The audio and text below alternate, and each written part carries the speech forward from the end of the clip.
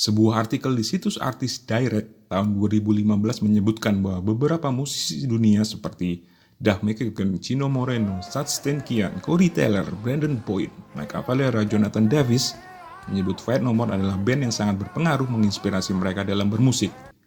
Tak ketinggalan Chris Novoselic menyebut bahwa Faith No More adalah band yang membuka jalan bagi Nirvana. Khusus Corey Taylor, vokalis Slipknot ini menceritakan bahwa saat ia tinggal bersama neneknya, ia memiliki keinginan untuk mengakhiri hidupnya karena masalah pribadinya. Namun saat ia melihat video klip epic milik Faith No More yang bermain di live di acara VMA MTV 1990, memberinya semangat dan menginspirasi dirinya untuk kembali bermain musik dan menulis lagu kembali. Wah, sampai segitunya ya band bernama Faith No More ini. Siapa sih mereka sebenarnya? Sebuah grup band bernama Sub Young Men dibentuk di tahun 1979 oleh seorang vokalis bernama Mike Morris dan pemain keyboard Wade Worthington. Tak lama formasi mereka pun lengkap. Setelah itu mereka berganti nama menjadi Faith No Man atas usulan drummer Mike Bodin.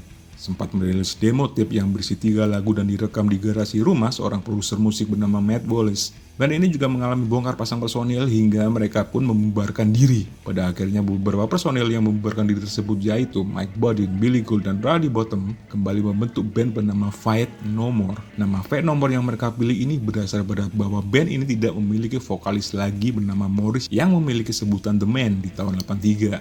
Mereka pun bermain dengan beberapa gitaris dan vokalis termasuk juga Courtney Love yang ternyata sempat menjadi vokalis Faith No More ini. Hingga akhirnya mereka menemukan vokalis yang tepat yaitu Chuck Mosley dan gitaris bernama Jim Martin. Mereka bergerak cepat untuk merekam album pertama mereka yaitu We Care A Lot. Namun dengan finansial seadanya hingga seorang penulis dan editor majalah musik yaitu Maximum Rock and Roll bernama Ruth Schwartz mendirikan label musik bernama Mordam Record. Ia mengajak Faith No More untuk bergabung dengan labelnya dan menyelesaikan perekaman album secara penuh dengan dukungan finansial darinya atas nama label tentunya.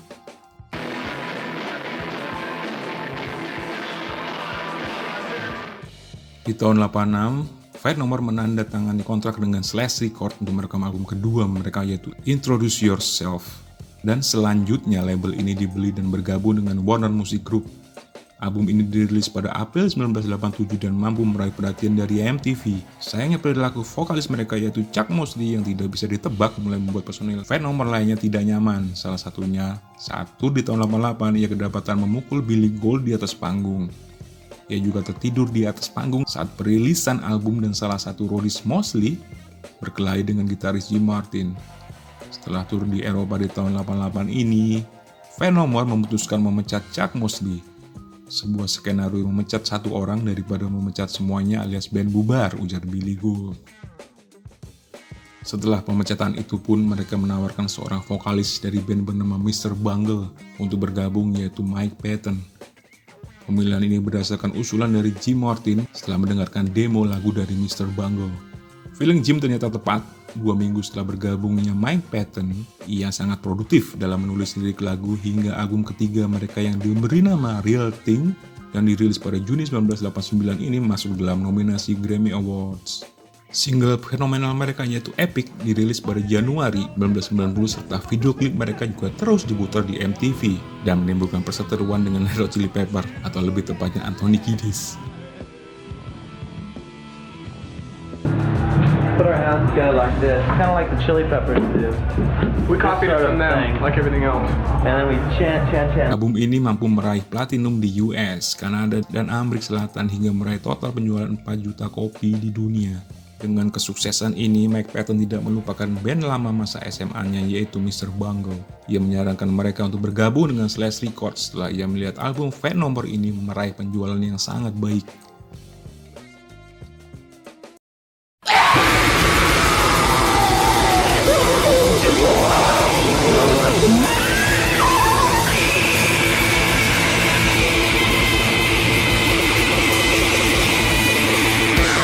Faith No More terus mengeksplorasi musik mereka di album keempat bernama Angel Dust yang dirilis pada Juni 1992.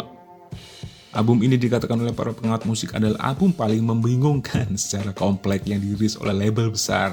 Bahkan sebelum album ini dirilis, label sudah mengingatkan dengan merilis album ini sama saja bunuh diri. Pada album ini menunjukkan kualitas vokal dari Mike Patton. Album yang juga banyak menggunakan sampling-sampling musik dari mulai musik Simon and Garfunkel hingga Beastie Boys. Hal ini menjadi salah satu alasan label khawatir secara komersial. Album ini juga menunjukkan bahwa Fate No More mencoba mempersempit genre musik yang menempel mereka selama ini, yaitu funk metal. Seperti mereka tidak mempedulikan lagi dengan hal itu dan lebih asik bereksperimen dengan musik yang mereka buat. Meski tidak sesukses album Real Thing, namun kekhawatiran label tidak sepenuhnya terbukti. Angel Dust mampu diterima oleh para kritikus dan fans dengan baik, bahkan terjual kurang lebih 3 juta kopi di dunia. Salah satu hit yang fenomenal selain A Small Victory adalah lagu cover mereka dari band Commodore berjudul Easy. That's why easy. Easy like Sunday morning.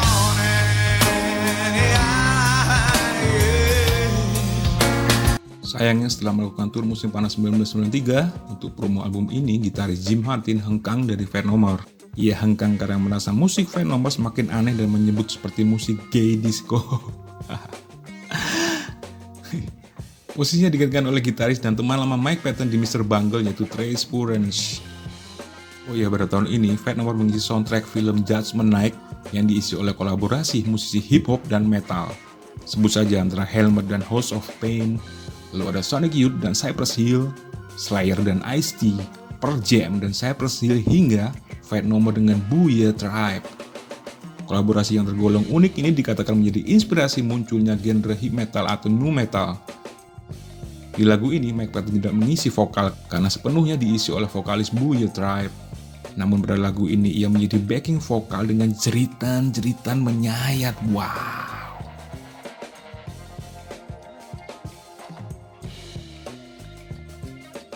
They're also really big and we can't really afford to be lazy. They'll kill us.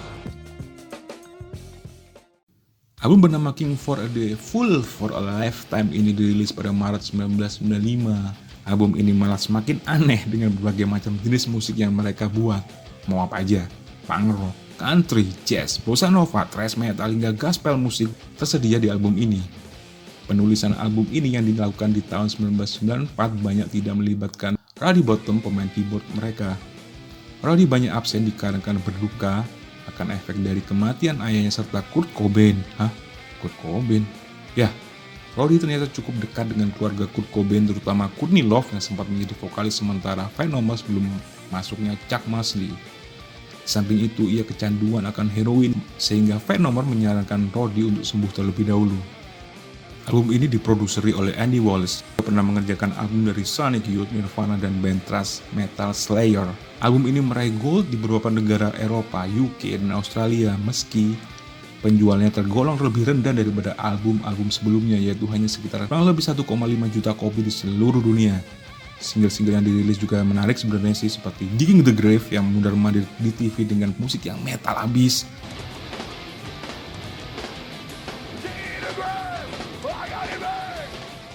Lalu ada Evidence dengan kombinasi musik soul dan bossa nova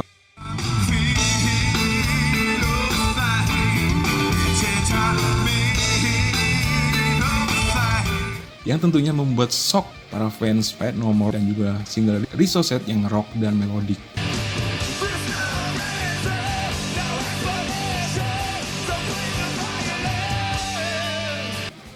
Saya pribadi paling suka dengan album ini, sangat out of the box dan menunjukkan skill suara Mike Patton dengan bernyanyi banyak genre musik dari kalem, ngejazz, bossa nova hingga metal scream. Jadi kalau pada belum pernah dengerin Fate No More, cobain deh dengerin album ini. Album ini seperti tersaji dengan lengkap dan saat itu mampu masuk ke teman-teman saya yang sebelumnya mereka asing dengan lagu-lagu Fate No More. Mike Patton terkenal mampu bernyanyi dengan suara hingga 6 oktav.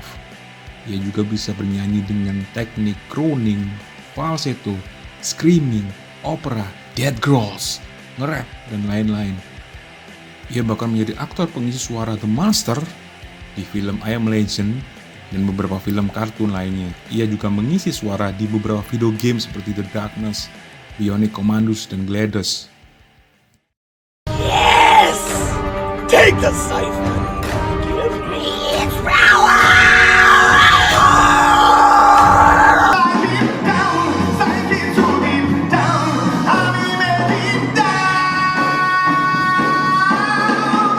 Sayangnya gitaris yang baru saja direkrut dari band Mike Patton itu memutuskan hengkang setelah proses perekaman selesai. Posisinya digantikan seorang gitaris bernama John Hudson. Berikutnya ada album berjudul Album of the Year yang dirilis pada tahun 1997. Album yang kembali mengejutkan ini bukan dari segi musik mereka, namun dari penjualan yang di luar ekspektasi. Mampu terjual 2 juta kopi di dunia dan meraih berbagai sertifikat platinum di beberapa negara Eropa dan Australia. Album yang dikritik gagal ini mampu mencapai penjualan yang luar biasa dan mengeluarkan single seperti Ashes to Ashes, Last Cup Sorrow, dan Strip Search. Mereka melakukan tur promo album ini di 1997 bersama Limp Bizkit. Namun para fans Fat No sering mengejek Limp Bizkit di konser mereka. Wah, nah apa ya?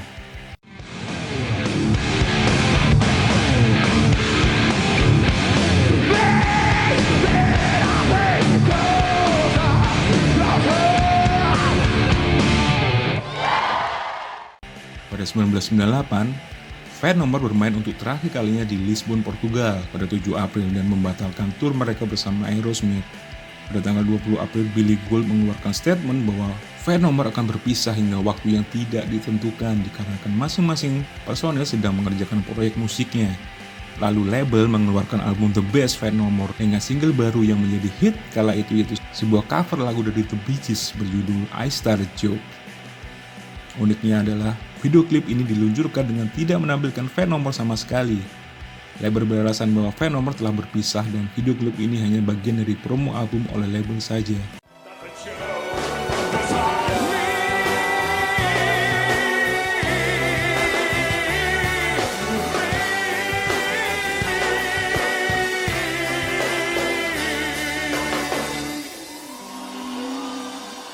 Setelah sempat bereuni kembali sekitar tahun 2009 hingga 2012 dengan mengikuti beberapa festival musik lalu mereka kembali hiatus.